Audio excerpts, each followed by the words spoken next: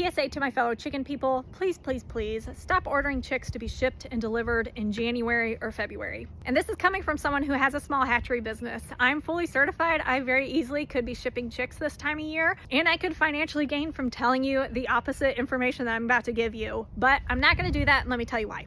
Every single year, like clockwork, starting about mid-January, my social media chicken groups are just flooded with all of these posts of people receiving their shipped chicks and receiving DOAs or having their chicks slowly die over the next couple of days after arrival.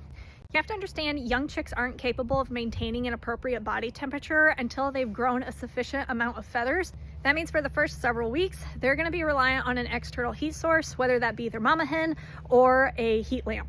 When they're being shipped through the mail, especially during January and February, they're at risk of being exposed to non-climate controlled warehouses and vehicles.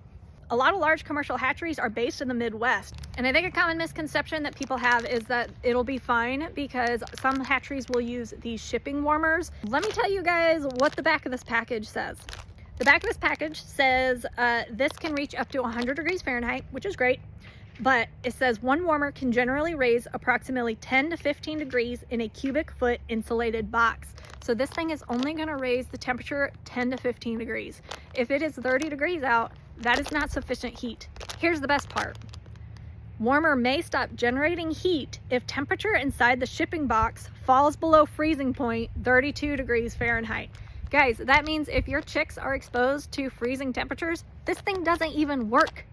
Now, shipping chicks is stressful on them no matter what, but whenever you pair that shipping stress that always exists on top of hypothermia, that is when you have these boxes of DOAs or these chicks that just slowly die over the next couple of days after they arrive. And my opinion is that the vast majority of those deaths could be prevented by just postponing the shipment date.